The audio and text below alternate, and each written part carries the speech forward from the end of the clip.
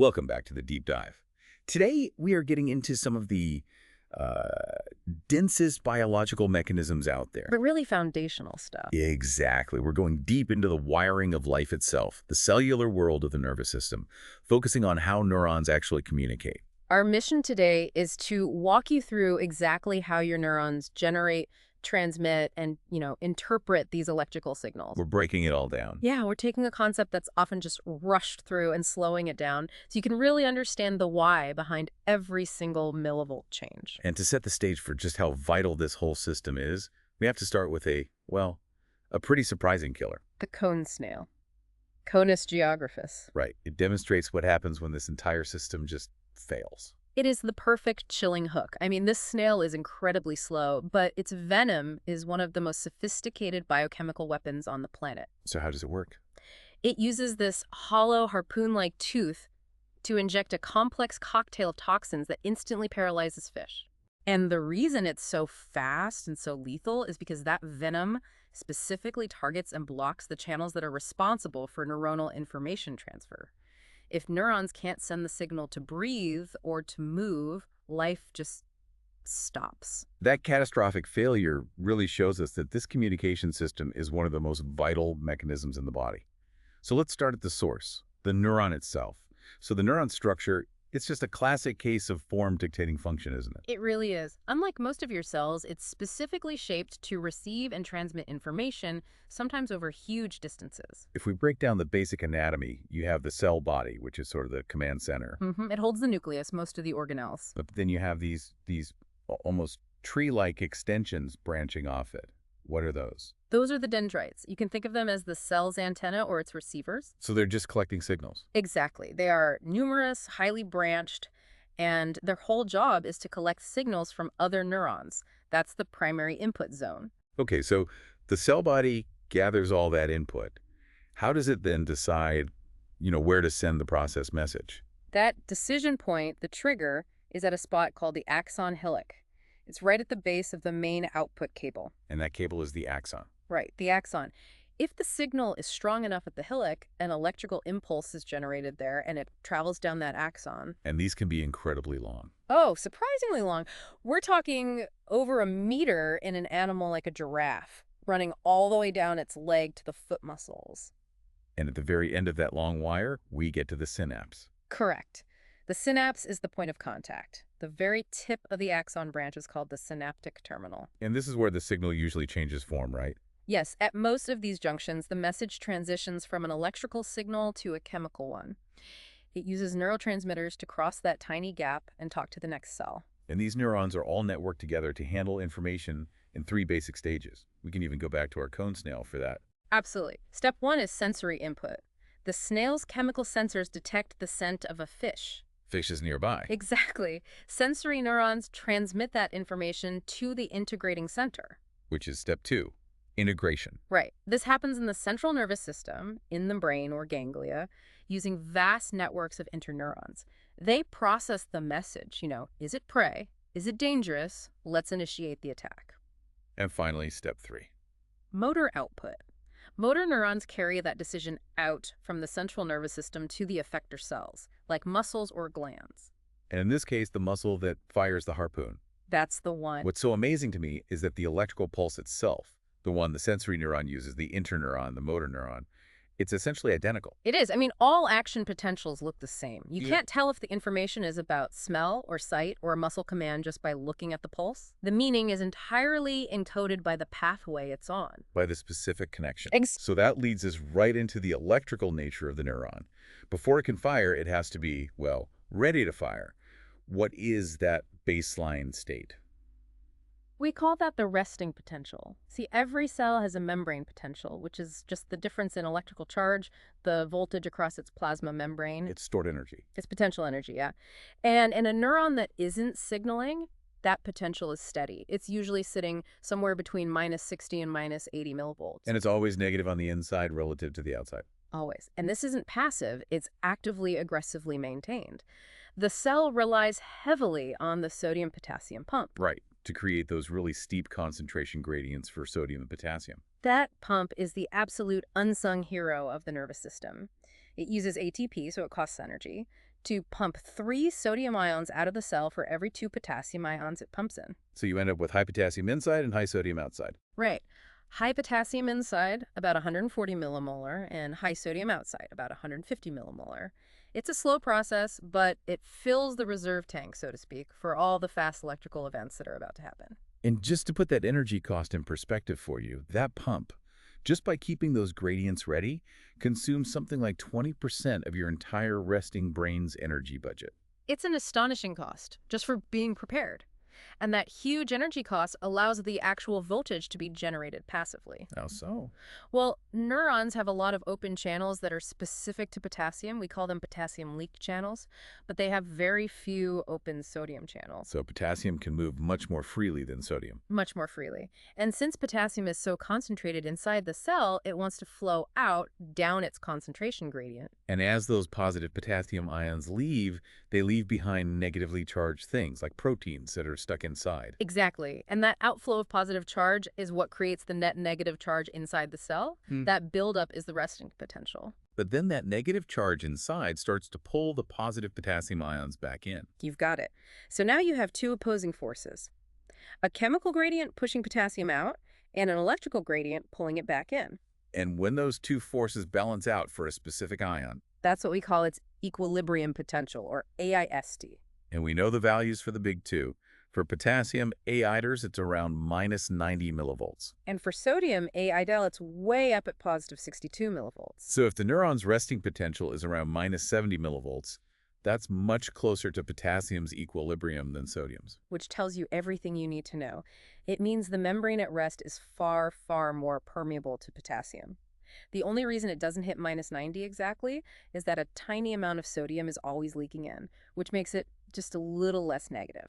Okay, so the resting state is like a charged battery. Now, how do we get the neuron to actually fire and send a message?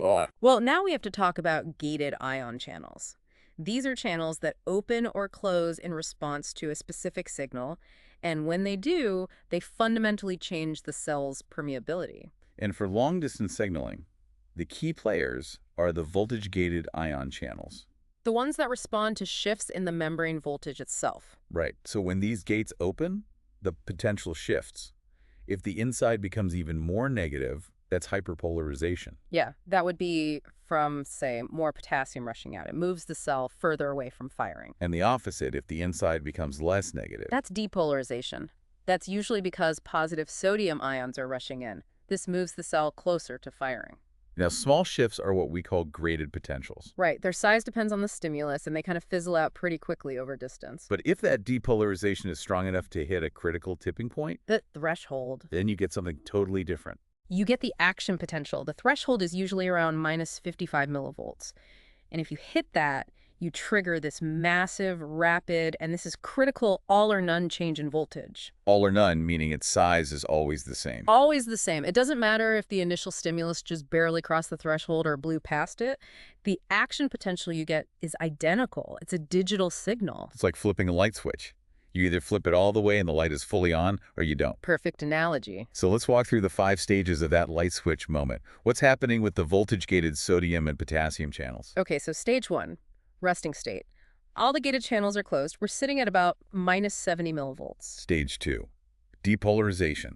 A stimulus comes in, opens a few sodium channels, sodium trickles in. If it depolarizes the membrane to that minus 55 millivolt threshold, Then you kick off a positive feedback loop. And this is stage 3, the rising phase. It's explosive. That initial depolarization triggers a massive, rapid opening of nearly all the voltage-gated sodium channels. sodium just floods into the cell. Floods in, and that drives the internal charge way up towards sodium's equilibrium potential, peaking somewhere near positive 50 millivolts. The whole thing lasts maybe a millisecond. Wow. Then stage 4, the falling phase. Almost instantly, 2 things happen. The sodium channels slam shut, or actually, they become inactivated by a little protein loop that blocks the pore. Okay. At the same time, the voltage-gated potassium channels, which are much slower to respond, are finally fully open. So now potassium rushes out of the cell. Exactly, chasing its own equilibrium potential, which rapidly brings the membrane voltage back down into negative territory. The cell repolarizes. And finally, stage 5, the undershoot. The potassium channels are also a bit slow to close, so for a moment they let a little too much potassium out. This causes a temporary hyperpolarization, dipping below the normal resting potential. And this undershoot period is also called the refractory period. Why is that so important? It's a crucial safety mechanism. Because the sodium channels are inactivated during this time, the neuron absolutely cannot fire another action potential. And that guarantees the impulse only moves in one direction. Guarantees it. Away from the axon hillock, toward the terminal. The signal can never backtrack and jam up the line. So the message is traveling down the axon. We know speed matters. Right. How does evolution maximize that conduction speed? Well, one way is just to have a wider axon diameter.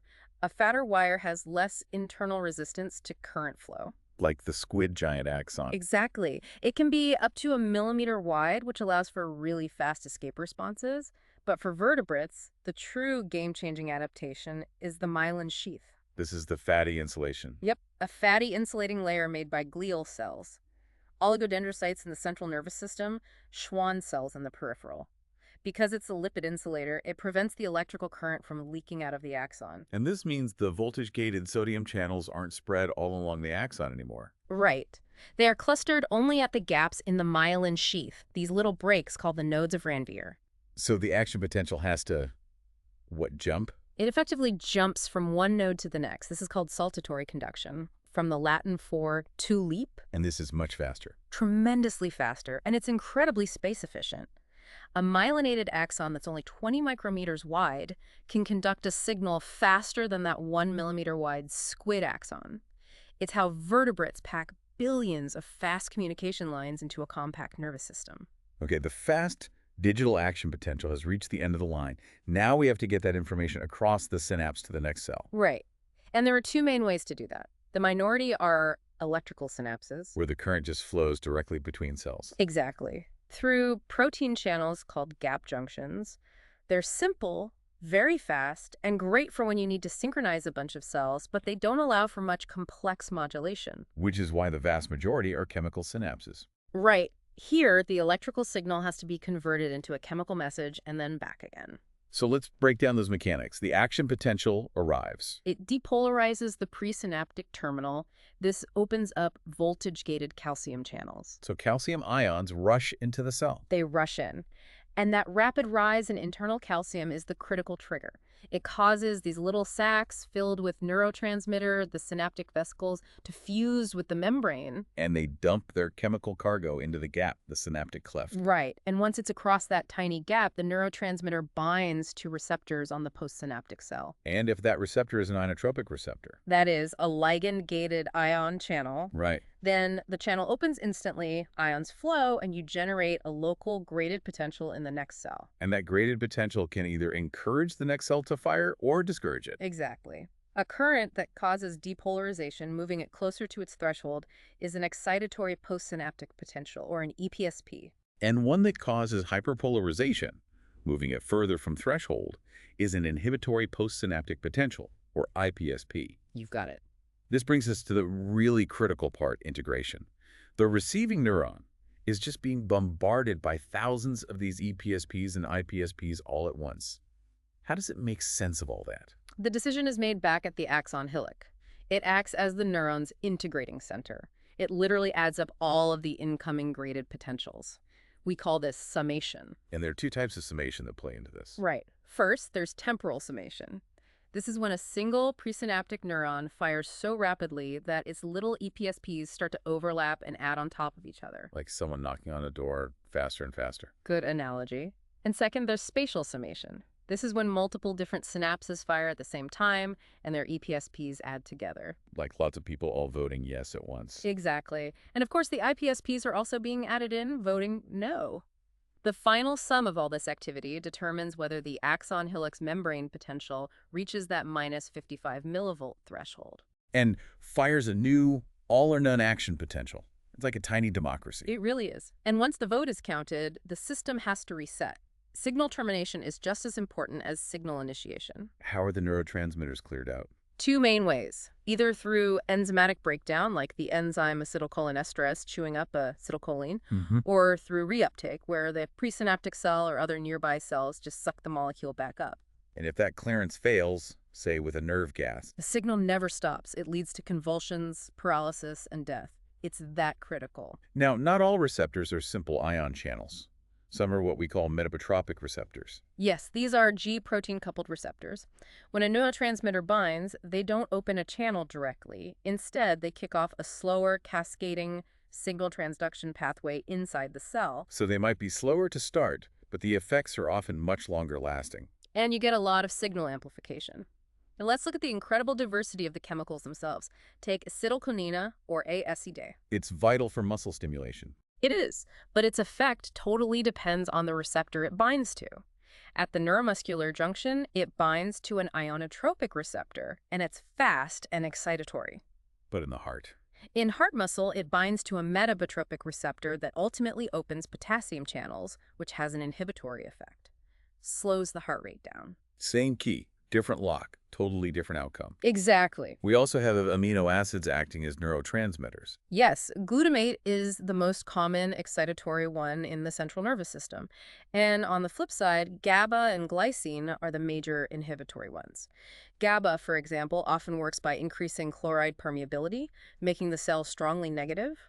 And then there's the biogenic amines, things like dopamine and serotonin. Right. Norepinephrine, dopamine, serotonin, they are major players in regulating things like mood, sleep, and attention. And this connects directly to medicine, Right. Parkinson's disease is linked to a lack of dopamine. And many antidepressants, like Prozac, work by selectively inhibiting the reuptake of serotonin, which makes its signal last longer in the synapse. We also can't forget neuropeptides. Right, short chains of amino acids, like endorphins, which are the body's natural painkillers.